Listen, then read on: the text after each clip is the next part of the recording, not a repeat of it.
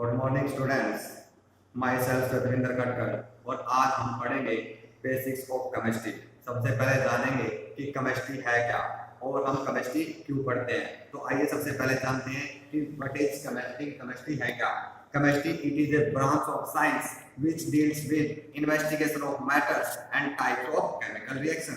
तो बच्चों बताओ केमिस्ट्री है क्या? केमिस्ट्री है it is a branch of science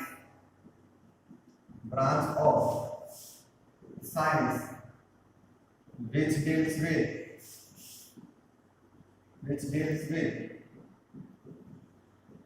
investigation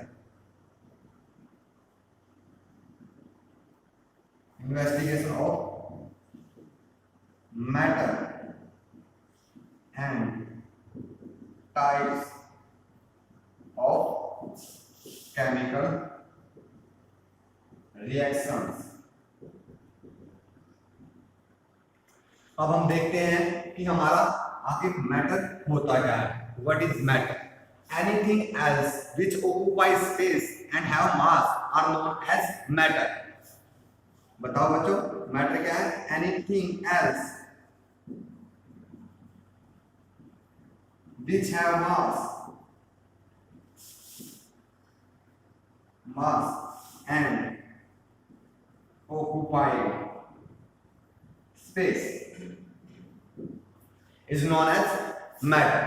तो ये देखा हमने बच्चों की केमिस्ट्री होती क्या है। अब हम जानेंगे कि केमिस्ट्री हम पढ़ते क्यों हैं। तो सबसे पहला यूज है केमिस्ट्री का हमारी डेली लाइफ से रिलेटेड है, और दूसरा है हम अपने आप को, हमारी बॉडी स्ट्रक्चर को जानने के लिए, हमारी बॉडी के पार्ट्स क्या क्या हैं और वो कैसे डेवलप हुए हैं।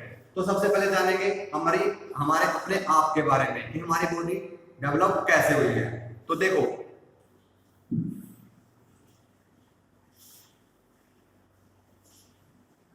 जो कोई भी मैटर है हमारा, जो मैटर की सिंपलेस्ट यूनिट है वो हमारी होती है एटम। जो हमारी बॉडी है वो किससे मिलकर बनी हुई है? एटम से मिलकर बनी हुई है। एटम कौन? Carbon, hydrogen, oxygen and nitrogen. जब बच्चों एटम से एटम कंबाइन करता है तो मॉलिक्यूल की फॉर्मेशन होती है। क्या होती है? मॉलिक्यूल की फॉर्मेशन होती है। जो मॉलिक्यूल से मॉलिक्यूल रिएक्ट करता है, मॉलिक्यूल से मॉलिक्यूल रिएक्ट करता है तो हमारी सेल की फॉर्मेशन होती है। जब सेल से सेल कंबाइन करती है तो हमारे टिश्यूज की फॉर्मेशन होती है। और जो हमारे टिश्यूज से जब टिश्यूज कंबाइन करते हैं तो हमारे पास क्या बनता है? ऑर्गन्स बनते हैं। जब ऑर्गन्स से ऑर्गन्स कंबाइन करते हैं तो हमारे पास क्या बनता है? Organ system. और ऑर्गन सिस्टम से हमारी फुल बॉडी ऑर्गेनिज्म बनती है। ये हुआ बच्चों, हमने जाना कि हमारे बॉडी स्ट्रक्चर में, डेवलपमेंट में कैसे केमिस्ट्री का रोल है। सबसे पहले जो हमारी बॉडी बनी हुई है उसकी सिंपलेस्ट यूनिट है एटम। और एटम कौन? कार्बन, हाइड्रोजन, ऑक्सीजन और नाइट्रोजन। जब एटम से एटम कंबाइन करता है तो मॉलिक्यूल बनता है, और मॉलिक्यूल से मॉलिक्यूल कंबाइन करते हैं सेल डेवलप होती है, और सेल से सेल जब कंबाइन करती है तो टिश्यू बनते हैं, और टिश्यू से टिश्यूज कंबाइन करते हैं तो ऑर्गन्स बनते हैं। ऑर्गन से ऑर्गन्स जब कंबाइन करते हैं तो ऑर्गन सिस्टम बनता है, उससे हमारी फुल बॉडी की डेवलपमेंट हो जाती है। अब हम देखेंगे सेकंड यूज ऑफ केमिस्ट्री, जो है हमारी डेली लाइफ के अंदर। Use of chemistry in our daily life. तो सबसे पहले जब हम सुबह उठते हैं तो सबसे पहले हम क्या करते हैं? कोलगेट करते हैं, यानी टूथपेस्ट करते हैं। टूथपेस्ट क्या है? हमारी केमिकल से बना हुआ है। दूसरा यूज, जब आप लोग बीमार हो जाते हो तो टैबलेट लेते हो। टैबलेट क्या है? केमिकल से। फॉर एग्जाम्पल, तुम क्या लेते हो? पैरासीटामोल। क्या? पैरासीटामोल। ये क्या है? केमिकल्स है। जो क्या है हमारा? पैराहाइड्रोक्सी। क्या है? पैराहाइड्रोक्सी एसिटाइलिन। ये उसका केमिकल स्ट्रक्चर। किसका? पैरासीटामोल का। अब बच्चों कहीं पे कोई विस्फोट हो जाता है, तो वहां पे केमिकल रिएक्शन हुई होगी, तभी कोई विस्फोट हुआ है। तो जो हमारा मोस्ट एक्सप्लोजिव एलिमेंट है वो है हमारा TNT, ट्राई नाइट्रोटोलुएन। क्या बच्चों? ट्राई नाइट्रोटोलुएन। टोल्यूल, ट्राइनाइट्रोटोल्यूल। और जिसकी केमिकल स्ट्रक्चर है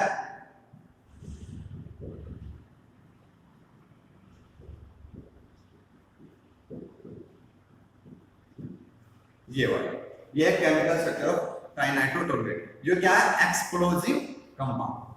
क्या है? Explosive compound. बच्चों यहाँ पर जब हमने देखा कि भोपाल में गैस त्रासदी हुई थी जिसके अंदर एक पॉइजनस कंपाउंड का रिसाव हुआ था, जो था हमारा मिथाइल आइसोसाइनेट। क्या था? मिथाइल आइसोसाइनेट, जो कि क्या था? Poisonous in nature. बच्चों अब देखेंगे, तुमने देखा होगा जब भी कोई वर्टिंग डाल के आता है तो उसकी उंगली के ऊपर एक मार्क्स बना होता है, ब्लैक कलर का मार्क्स। वो होता क्या है बच्चों? वो एक केमिकल है। और केमिकल भी कौन सा? Silver nitrate. कौन सा? Silver nitrate. अब बच्चों जो हमारी बॉडी का सबसे हार्डेस्ट जो सब्सटेंस है वो हमारे टीथ होते हैं। और वो किससे बने होते हैं? कैल्शियम फॉस्फेट से बने होते हैं। किससे बने होते हैं? कैल्शियम फॉस्फेट से, जिसका केमिकल फार्मूला ये वाला है, केमिकल कैल्शियम फॉस्फेट। अब बच्चों कुछ लोगों में क्या हो जाता है? उनको स्टोन की दिक्कत हो जाती है। क्या हो जाती है? स्टोन हो जाती है। अगर वो बच्चों ये स्टोन होती क्या है? स्टोन क्या होता है? एक केमिकल कंपाउंड होता है। और केमिकल कंपाउंड भी कौन सा? Calcium oxalate. क्या होता है? Calcium oxalate. क्या होता है?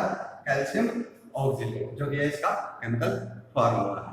अब बच्चों हम कोई भी कपड़ा खरीदते हैं तो वो डिफरेंट डिफरेंट कलर्स का होता है। वो डिफरेंट डिफरेंट जो कलर है वो कपड़े के किसके कारण है? वो कारण है डाइज के कारण। बच्चों डाइज क्या होती है? डाइज होती है केमिकल होते हैं जिनके कारण कपड़ा का डिफरेंट डिफरेंट कलर होता है। बच्चों अब हम देखते हैं फिजिकल चेंजेस, केमिस्ट्री के फिजिकल चेंजेस। फिजिकल चेंज तुमने देखा होगा कि घड़े में रखा हुआ पानी ठंडा हो जाता है, उसका रीजन क्या होता है?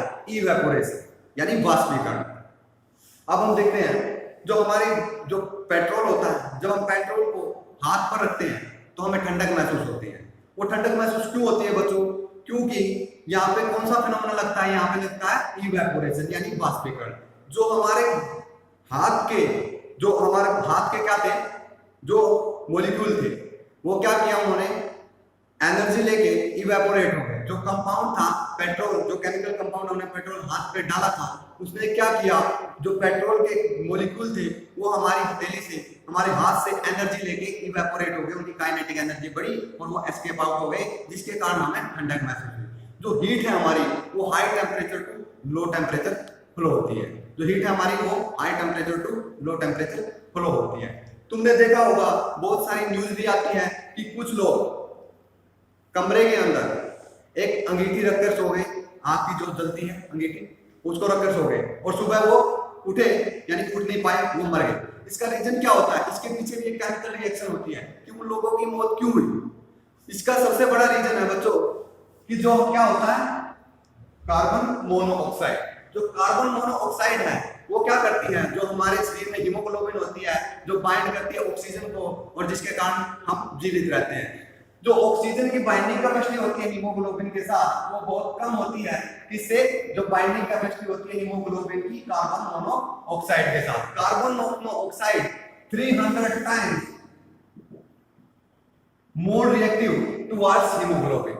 जब बच्चों हीमोग्लोबिन से ऑक्सीजन का साथ छूट जाएगा तो व्यक्ति जीवित नहीं रह पाएगा।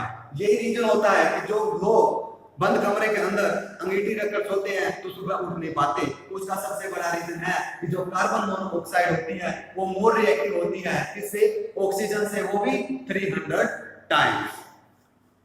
Thank you.